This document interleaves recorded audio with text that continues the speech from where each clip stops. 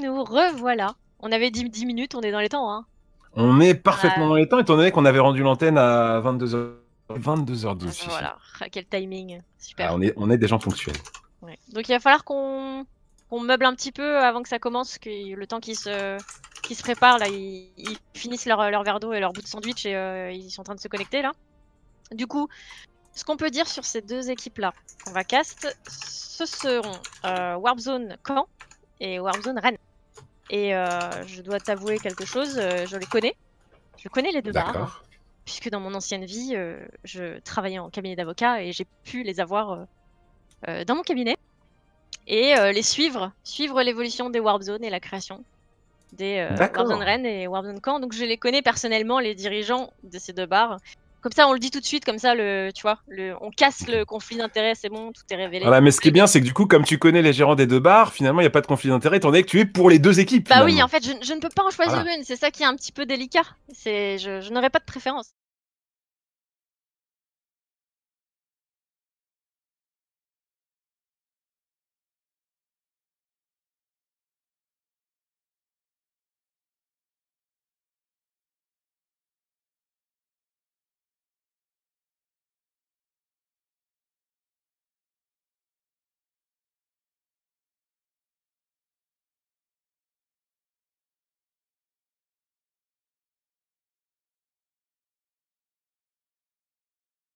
Son pseudo, et Tessa Brutti.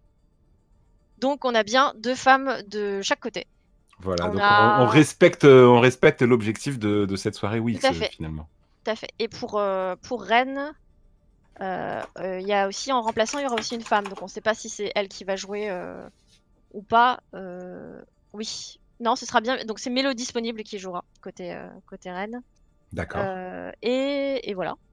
Ok, donc On en a tout cas, on part de deux ambiances différentes. Là, on sort d'un match Meltdown, on va passer sur un match Warp Zone. Est-ce que ce serait pas plutôt le combat tour 3, tour 4, à voir si ce sont les clients de Warp Zone qui proposent la plus grosse intensité de jeu face aux clients du Meltdown? Moi, j'ai envie de dire que c'est là que ça va se jouer finalement Mais ce c'est soir. ça qui est drôle. C'est ça qui est drôle. C'est que effectivement, on avait les deux Meltdown, maintenant on a les deux Warzone. On va pouvoir comparer. Ils pourront pas dire ah non non, mais c'est pas comparable.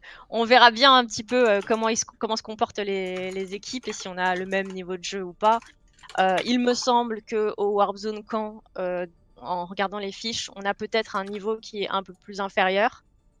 Mais comme on l'a dit, ça veut pas forcément dire grand-chose parce que c'est Non, une. effectivement, parce que c'est des chiffres et que, encore une fois, c'est vrai qu'il y a le côté, peut-être le collectif, l'air de rien. C'est ça qui est intéressant lorsqu'on arrive dans ce quatrième tour, Fifi.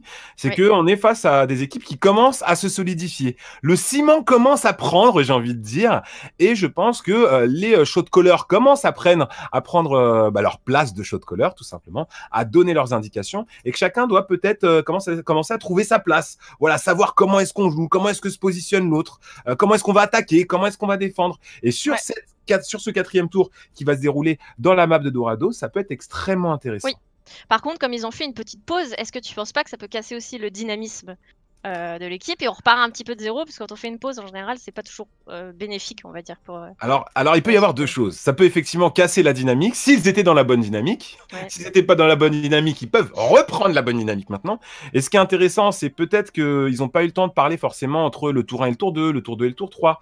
Et que là, du coup, entre deux gorgées d'eau bien fraîche, bien oui, évidemment, on boit de l'eau en été, c'est ça qui est désaltère.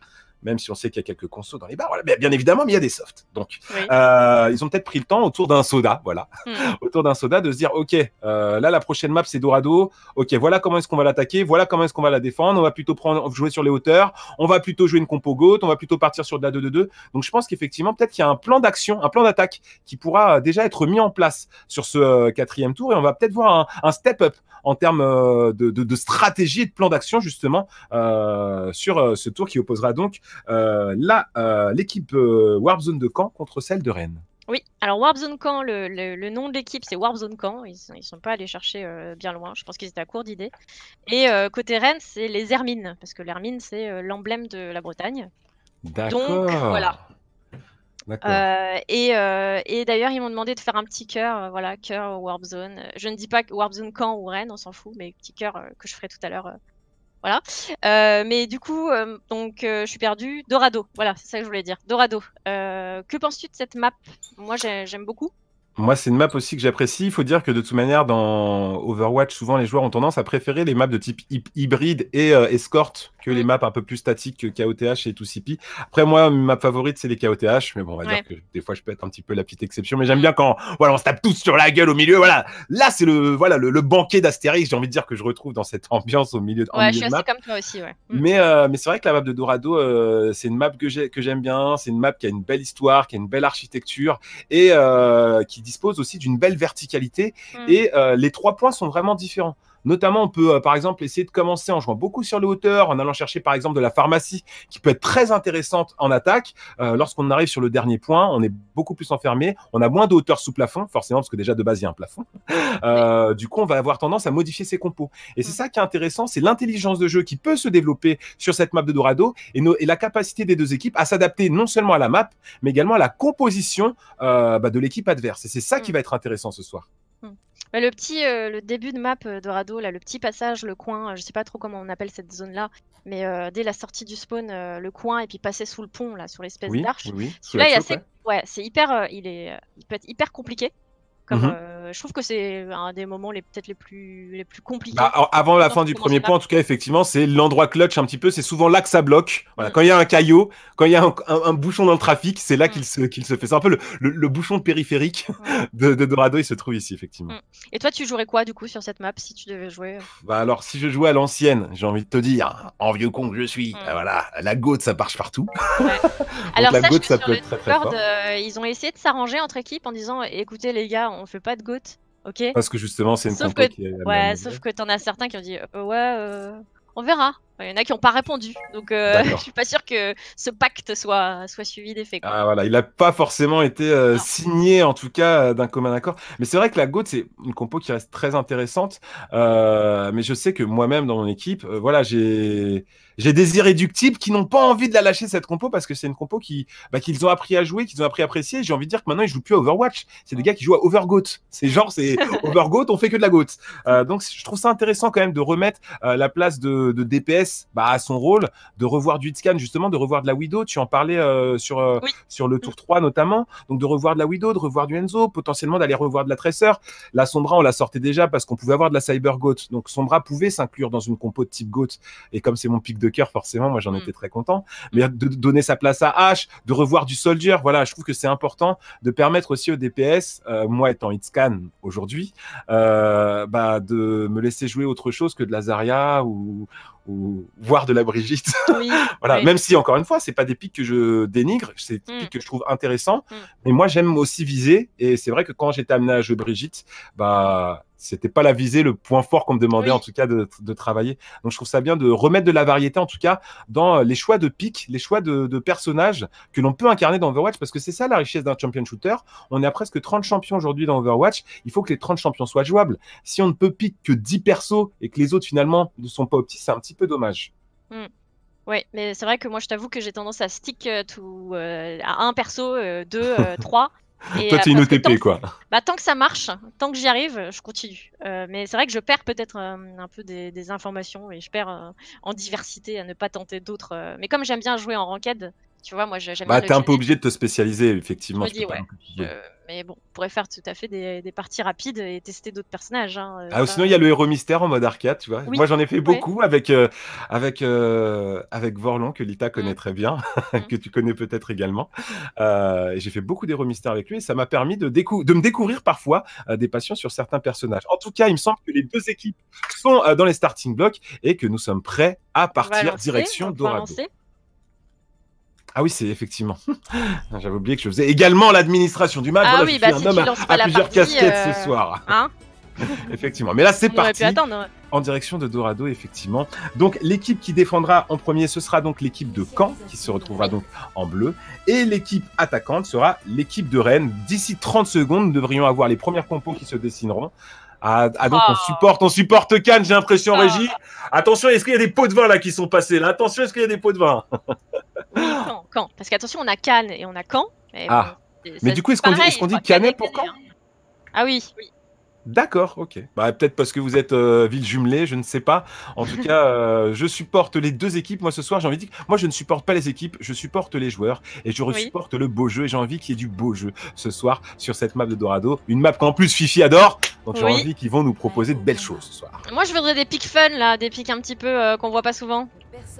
Eh ben alors, au niveau de la défense, en tout cas, bon, alors je sais que Wido, tu ne la joues pas, mais tu as su l'apprécier sur des tours précédents. Elle sera présente. Shima incarnera Wido. Nous aurons donc une compo de type double sniper pour bien capitaliser sur les hauteurs défensives sur cette première phase de Dorado, avec Tocrawler qui sera lui sur un Enzo. Merci forcément pour venir booster un petit peu. Voilà, ça Wido, ça fait plaisir avec Fougère.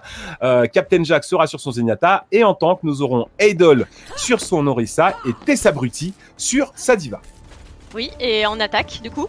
Bon, on se retrouve avec compo, pour moi, enfin tu me dis si je me trompe, mais c'est assez classique, on va dire. Avec un Reinhardt, bien sûr, qui est là pour push.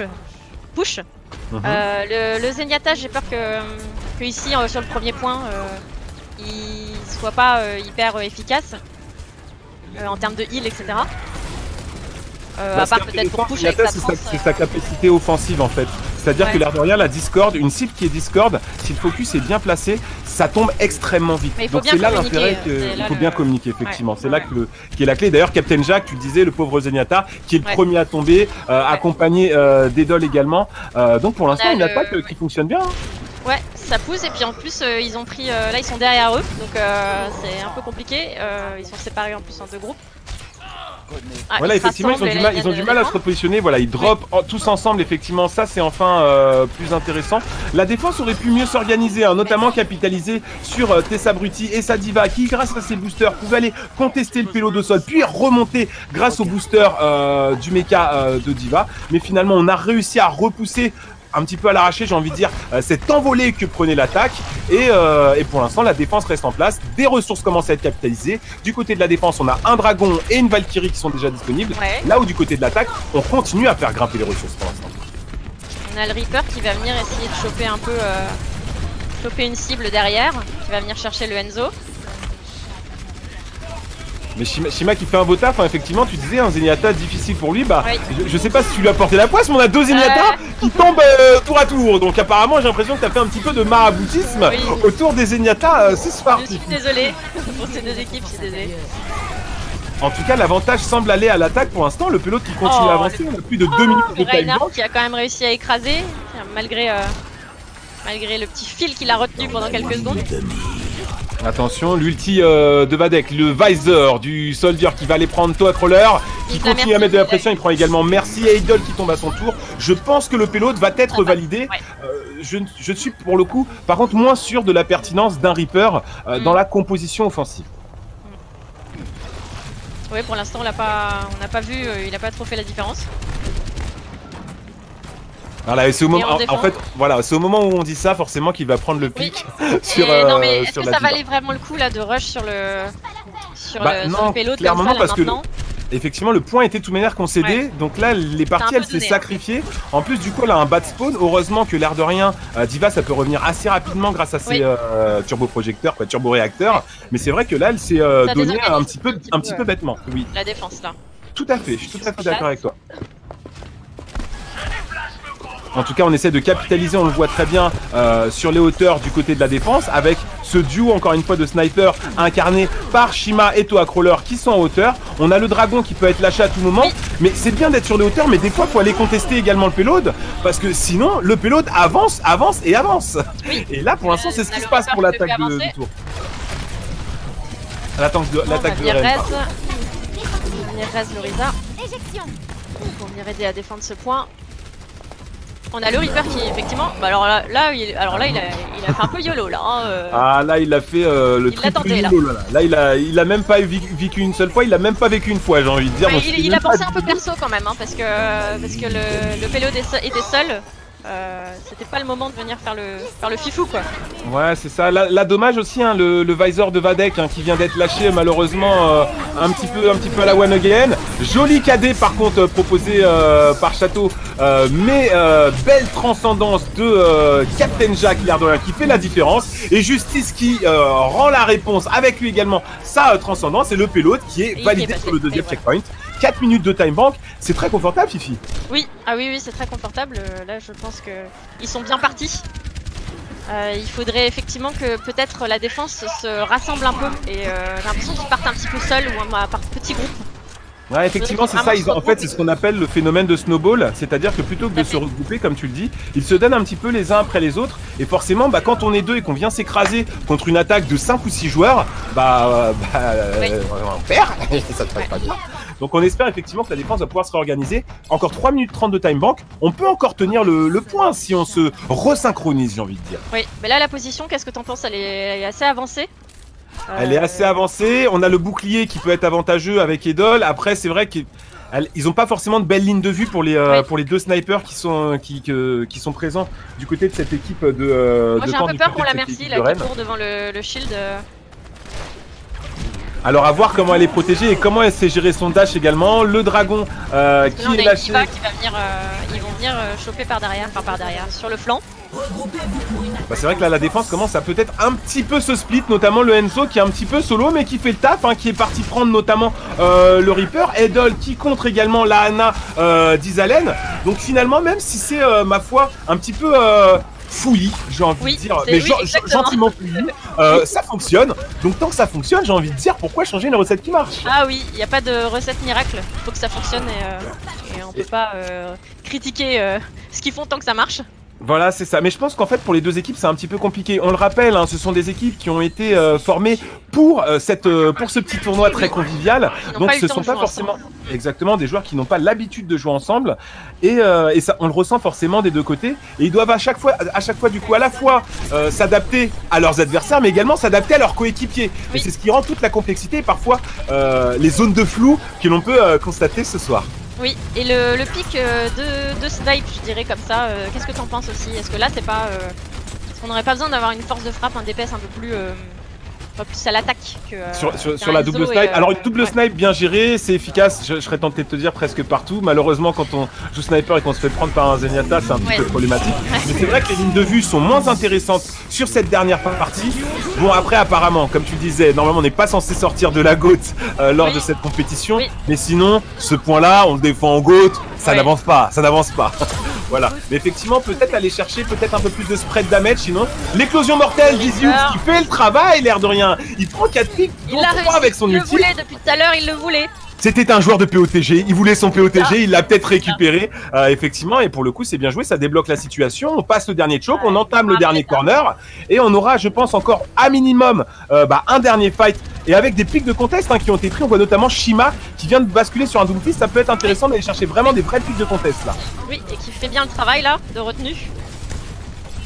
Donc ouais, ils arrivent, alors maintenant ils meurent un à un, mais oui, mais on voit Shima qui prend quand même Vadek, Isalen également qui vient de tomber. On le rappelle que sur une dernière phase de map de type escort, comme ici sur Dorado, le spawn advantage est clairement à la défense. Du coup, l'air de rien, ils ont pu temporiser. On repop assez rapidement, on revient assez rapidement sur le point. Et ça permet d'avoir une time bank maintenant plus que de 30 secondes. Et on va peut-être bloquer ce payload avant son arrivée jusqu'au bout. C'était pas loin, franchement. Là, bon, on n'a plus que 20 secondes, donc les autres vont commencer peut-être à paniquer un peu et à se dire hop hop, il faut qu'on y aille, et c'est là qu'ils peuvent faire des erreurs aussi. Mais oui, mais attention parce que du côté de l'attaque, on n'a pas de ressources, alors que du côté de la défense, on a le dragon et la frappe météore de Shima, de Doomfist qui peuvent faire la différence. Plus que 5 secondes, attention à ne pas C9, non c'est bon, on se décide à aller sur le point, il va falloir tout donner maintenant. La frappe météore, est-ce qu'elle va prendre des pics? Il y a Justice qui est tombé, Edol, ça fait du 1 pour 1, on est donc maintenant à 5 contre 5. Le mecha et Château C2 qui viennent de tomber tour à tour. Je pense que la bombe de Tessabruti qui fait le ménage. Oh, bien joué. Ah, ça c'était bien joué, effectivement, une jolie bombe. Shima qui aurait peut-être dû sortir son Doomfist un petit peu plus tôt finalement. Ah oui, parce que ça a fait la différence sur ce dernier point, Fifi. Oui, d'ailleurs Shima, je vais regarder tout de suite ce qu'il a l'habitude de jouer. C'est flex, voilà, rôle flex. C'est un flexeur, c'est un flexeur, il a bien flexé pour le coup en tout cas sur cette dernière phase. Donc du coup tout est à faire, on n'a même pas besoin d'aller pousser le payload quasiment jusqu'au bout, mais on peut quand même gagner quelques mètres pour peut-être aller remporter cette map du côté de Caen. Oui, mais j'espère qu'ils vont y arriver. Parce que je suis quand même pour les deux équipes, donc Là où je suis, faut que les deux aient un petit là où je succès. suis content, c'est que quoi qu'il en soit, tu seras contente parce que ton C'est équipe ça. aura gagné. C'est ça qui est génial. C'est comme ça qu'il faut faire. Il faut caster des games, on apprécie les deux équipes. Voilà, Bah, comme ça, c'est il n'y a ça. pas de déception. Vous avez la recette. Ce cast s'adresse bien évidemment aux joueurs, aux viewers, à vous tous qui êtes dans les bars et qui supportez comme des fous vos équipes, on le sait, mais également aux casters qui nous écoutent. Si vous voulez bien caster des équipes que vous aimez. Voilà Oui, les frères et bah sœurs, oui. c'est comme ça que ça se passe. Tout à fait. Et alors là, au niveau de la compo, on va avoir quoi? Alors en tout cas, du côté de la défense, ça semble s'organiser. Alors EasyOps qui reste sur son Reaper, encore une fois un pic qui reste controversé. Attention parce qu'on a un déco. Ah oui, c'est moi l'admin. Je l'avais oublié pendant une demi-seconde. On a une petite déco qui devrait donc revenir très rapidement. Mais c'est vrai que EasyOps sur Reaper. Alors il y a une belle action quoi. Il y a eu une éclosion mortelle qui a été efficace. Reaper, c'est pas forcément le personnage le plus plébiscité aujourd'hui au sein de la communauté Overwatch. Et c'est pas pour rien. Moi, Reaper, c'est un pick que j'aime. Voilà. Et j'ose le dire. Voilà. J'ose le dire. Moi, j'aime Reaper parce que j'aime son style, parce que j'aime ses pompes funèbres. Déjà, rien que le nom, les pompes funèbres, je trouve ça trop stylé.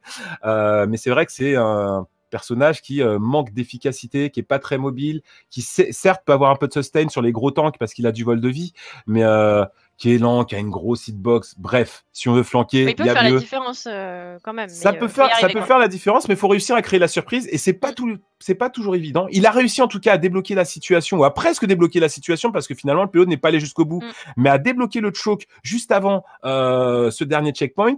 Mais rester encore sur du Reaper, je suis pas sûr que ce soit le choix le plus judicieux. Et je vois en plus, Fifi, que la compo qui semble s'organiser en termes de défense, c'est la compo, la Bob, celle que tu aimes le plus apparemment. Oui, super. Avec bon Orisa, moi je suis pas fan non plus sur cette partie-là de la map.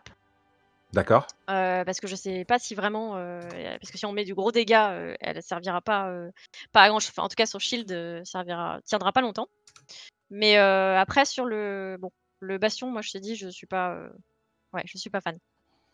Après, En fait, ça peut être c'est parce efficace. que je suis healer aussi. C'est parce que moi je suis beaucoup healer en rôle, et donc je sais que à heal c'est une catastrophe. Il faut avoir 2 bons healers pour pouvoir gérer un bastion. Enfin, c'est-à-dire qu'il faut qu'il y ait un bon healer et que l'autre puisse gérer le reste de l'équipe, parce que quand on gère un bastion, on n'a pas le temps de s'occuper des autres. Oui. Pas beaucoup, quoi. Ah oui, c'est sûr que Bastion, il prend du temps, notamment à Justice, qui sera sa merci. Il faut savoir, voilà, bien le healer, mais également bien booster ses damages, hein, parce que c'est un tir de barrage finalement qu'il propose le Bastion. Il doit mettre beaucoup de pression psychologique. Faire mal, punir automatiquement un mauvais positionnement. Donc à voir effectivement comment ça va être joué. On a mis un peu de temps déjà à setup du côté de la défense, hein, c'est un petit peu dommage de perdre des précieuses secondes. Et le combat commence, et la Orisa qui tombe au sol, ça c'est dommage, ça peut être très vite puni. Oui, mais le Orisa effectivement avec un bastion qui a été raise, mais qui je sais pas s'il va te faire long feu en fait quand même. Effectivement, en tout cas, on peine à se remettre en place. On se décide à reprendre les hauteurs.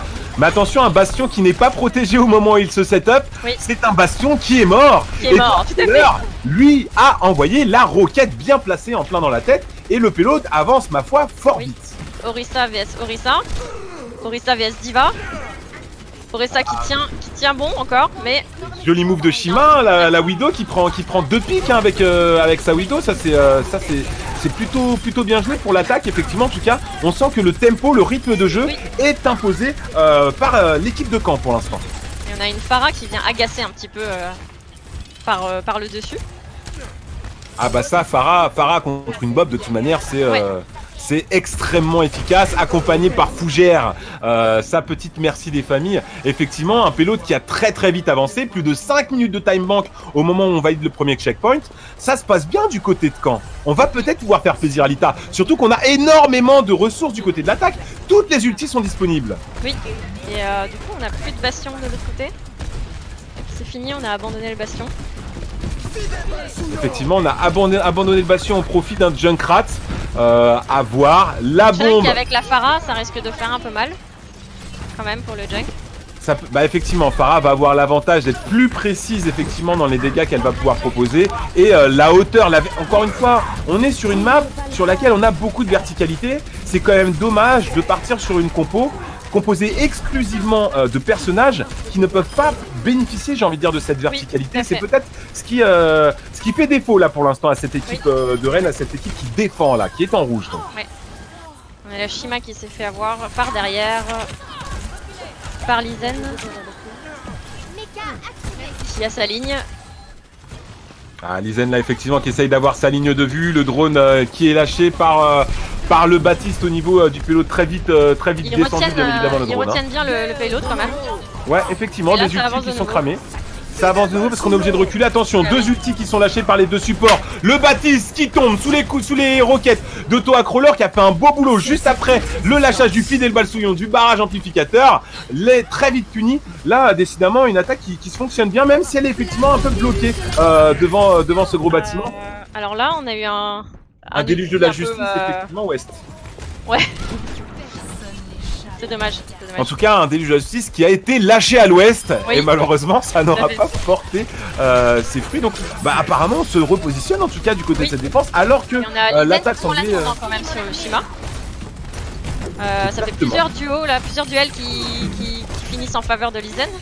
Et j'ai envie de te dire que Lizen a remporté le duel psychologique, étant donné que Shima a abandonné et a basculé sur un Genji. Je pense qu'il y a eu, alors sans dire du tilt, mais en tout cas voilà, une prise de conscience en se disant bon ok, j'y arrive pas là, faut que j'y arrive très rapidement, je vais sortir mon Genji et je vais aller punir Lizen sur ses hauteurs. Oui, et on a encore eu un ulti de Easy Oops assez étrange, qui a servi à rien malheureusement. Ouais, effectivement. Après, alors on peut partir du principe que c'est un ulti qui a servi à temporiser un petit peu. L'air de rien, on a quasiment cramé la moitié de la time bank qu'on avait au moment où on a débloqué le checkpoint. La bombe qui est positionnée sur les hauteurs qui va aller prendre Lizen. Je pense que c'était pas fait exprès ce positionnement de bombe, mais on prend le pic sur Lizen, c'est quand même agréable. On a en tout cas des ultis qui sont cramés encore avec Justice qui vient de lâcher sa coalescence. On continue à mettre de la pression, mais le payload qui peine à avancer. Hein. Et là, le déluge qui est un peu mieux réussi que tout à l'heure, enfin largement mieux réussi que tout à l'heure et qui permet d'avancer aussi. Exactement, la Moira malheureusement, la Moira de Justice qui avait fait un mispositionnement, qui s'était mise toute seule derrière un mur et malheureusement sans fait, elle n'a pas pu se sauver, elle a très vite été punie effectivement par Toa Crawler sur sa Pharah et un payload qui se rapproche dangereusement du deuxième checkpoint maintenant. Oui. Et un ult du Genji. Ah et c'est Shima effectivement qui lâche sa blade et c'est une belle blade à l'air de rien parce qu'on va prendre Justice, le drone de Château C2, le bongo de Château C2, Château C2 qui tombe également, Eidol qui va prendre Vadek, Isailen qui tombe, c'est l'hécatombe là pour le coup du côté de l'équipe de Rennes, on valide le checkpoint, 3 minutes de time bank, on va pouvoir peut-être pousser le payload jusqu'au bout avec une compo qui me semble aussi ma foi plus pertinente sur cette phase d'attaque. Oui, ils vont plus vite que sur la partie précédente. Tout à fait. Et sans trop de difficultés, là ils avancent. Ouais, là ça se passe bien. Lizen qui a lâché sa Widow, qui a basculé sur un Macri, je pense que c'est intéressant à noter parce que ce sera plus efficace, je pense effectivement sur ce dernier point à aller chercher. Château C2 qui fait un beau travail, qui va prendre les deux supports de l'équipe de Caen. Du coup, on se remet en place. Ils se sont fait retourner, ils retournent à leur spawn. Tessa Brut en plus, Tessa Bruti qui est un petit peu temporisé effectivement. Donc là c'est bien joué, on se repositionne en tout cas du côté de la défense. Faut qu'on souffle un petit peu, voilà, qu'on prenne en tout cas son temps, de prendre le temps et de prendre l'espace pour éviter que le payload n'aille jusqu'au bout. Alors je vais essayer de dire plutôt les pseudos que de dire les noms. Mais le Shima il fait un bon travail quand même, hein. Il est bien ennuyant avec son Genji. Ouais, il charge ses blades relativement rapidement également, donc effectivement c'est intéressant, il a très certainement bien fait de lâcher sa Widow et c'est parti, c'est la blade qui est lâchée, on essaye de mettre des coups dans le tas, malheureusement par une blade qui ne concrétisera pas, effectivement la Moira qui avec sa coalescence, l'air de rien, fait un petit peu de taf, en tout cas a offert le sustain nécessaire à son équipe. Easy Oops qui prend Toa Crawler, dommage on n'était pas assez en l'air du côté de cette Pharah, mais on a des pics qui sont pris des deux côtés, donc encore une fois c'est un combat un peu flou, mais qui est disputé. Et la Diva qui tente le tout pour le tout, mais là, on va peut-être le garder encore un peu. Parce que là, ils sont plus que 3. Ouais, on vient de lâcher la transcendance en tout cas. On a le spawn advantage, un KD qui l'air de rien mettait sa Bruti au sol Et le déluge de la justice de Tacroller qui va prendre le Zenyatta et Zizi également sur son Reaper. Ça c'est bien joué pour essayer de débloquer la situation. Et on a Shima qui revient encore une fois sur son Doomfist. Oui. Ça avait bien marché en défense, il s'est dit pourquoi est-ce que ça ne marcherait pas en attaque sur ce dernier point. Et ça marche pas trop mal pour l'instant parce qu'ils sont pas morts. Ils résistent bien et les potes ont le temps de revenir. Ils reviennent petit à petit.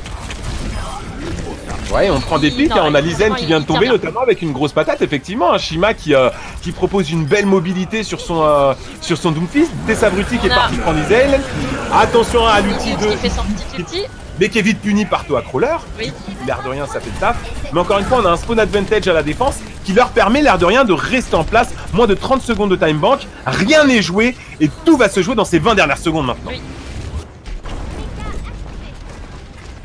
Une bombe aérienne peut-être jetée un petit peu dans le flou, ça c'est un petit peu dommage de pas la positionner de façon un peu plus chirurgicale. Et là, le Macri, tu en parlais, bon, il a réussi à avoir un pic et du coup à les mettre en difficulté. Ouais, on a Shima qui est revenu sur le point, qui lâche la frappe météore. Il va falloir qu'il soit véritablement clutch sur cette dernière. Malheureusement, il ne pourra pas prendre de pique et c'est un C9 du coup qui est proposé. On était à ça d'aller pousser ce pilote plus loin, mais c'est bel et bien Ren qui l'emporte. Mais du coup, il me semble que tu étais pour Ren, Fifi. Du coup, ça marche. Non, mais je suis déçue. Non, je rigole. Non, je suis à la fois déçue, mais à la fois contente. Ah d'accord, donc tu es dans un sentiment partagé un petit peu. Ouais, c'est difficile, ouais. Non, parce que le C9 c'est dur. Enfin, c'est dommage, c'est dommage. C'est dommage, et le POTG encore une fois annoncé, hein. Oui. J'ai envie de dire, c'est moi qui fais les algorithmes chez Blizzard pour les POTG. Voilà. Donc POTG annoncé en tout cas par Easy Youps qui nous aura proposé voilà, cette belle éclosion mortelle. Et c'est bel et bien l'équipe de Rennes qui remporte ce 4e tour sur cette map de Dorado. Une map qui aura été, ma foi, bien disputée par les deux équipes, même si elle nous aura proposé des compos parfois un petit peu exotiques, j'ai envie de dire, voire ésotériques parfois, parce qu'on est parti dans du maraboutisme, on sort des Reapers, on sort des choses du futur, du passé, du subjonctif. C'était en tout cas, ma foi, fort sympathique à voir. Oui, et puis tu vois que quand on regardait sur le fichier et qu'on voit qu'effectivement les niveaux sont pas hyper élevés, finalement ça se tenait quand même. Ça, c'était pas une game pliée d'avance. Il y a eu du beau jeu et il y a eu du challenge en fait. Et d'une manière générale, sur tous les tours et les équipes en général, il y a du challenge. Comme quoi, faut pas se fier vraiment au niveau des individuels en fait, des personnes. Et c'est le travail d'équipe qui fait la différence. Et sûrement la communication ce soir entre les équipes. S'ils ont réussi à se mettre d'accord sur qui shot call, qui fait ceci, qui fait cela, c'est peut-être ça qui fait la différence aussi, quoi. Oui, je pense que tu as complètement raison là-dessus. C'est effectivement la synergie qu'ils ont réussi en très peu de temps finalement à développer. Mais on est au 4e tour. Encore une fois, vous allez passer une bonne soirée, tous mes petits viewers et tous les petits viewers qui sont dans les bars, parce que plus ça va aller, je pense, et plus le niveau va être intéressant, parce que plus le collectif va être présent. Et c'est aussi ça l'esprit WIG, c'est le collectif avant tout. Oui. Ah oui, c'est clair. Et moi, je suis très contente de voir des games super sympas. Et surtout de les partager avec toi, qu'on ait des choses à dire en fait. J'avais un petit peu peur, tu sais, qu'on soit là. Il n'y a pas grand chose à dire. Bon, après, le propre du caster, tu me diras, c'est toujours d'avoir quelque chose à dire, même quand il se passe pas grand chose. Oui, là, c'est cool parce qu'il se passe vraiment des choses. Donc, voilà, des fois, c'était un petit peu. Voilà, c'était c'est un peu fouillis comme artistique. Voilà, exactement. Ouais, mais c'était peut-être de l'expression contemporaine sur Overwatch, on ne sait pas. C'était de la performance artistique, peut-être. Peut-être, on ne sait pas. En tout cas, c'était intéressant et c'était très agréable à regarder. Oui, c'était agréable. Et puis, non, c'était vraiment sympa. Je te remercie. Puis, est-ce qu'on fait une petite pause du coup pour le tour suivant. On va passer la main à Elidir et Vatko. Tout à fait. Qui sont présents pour le tour 5, effectivement. Tout à fait. Donc, Elidir qui est de Women in Games et Vatko qui est de Castanex. Donc, ça va être intéressant aussi d'avoir ce petit mix aussi dans le cast. Pour un KOTH, étant donné qu'on ira sur Népal, moi je vous souhaite une bonne soirée. Je serai encore dans le chat parce que je vais regarder mes confrères et tous les joueurs et vous soutenir en tout cas. Et on te retrouve sûrement demain. Demain pour la finale, accompagné de Lita qui là est à la prod. Oui, merci, qui Lita. En a marre, qui a envie de faire autre chose. Non, je suis sûr qu'elle prend beaucoup, elle prend beaucoup de plaisir, mais elle sera contente de caster aussi demain parce que là, elle a beaucoup de travail ce soir, on imagine. Clair. Oui. Bon, merci beaucoup. On vous remercie tous. Je vous embrasse très fort. Bye.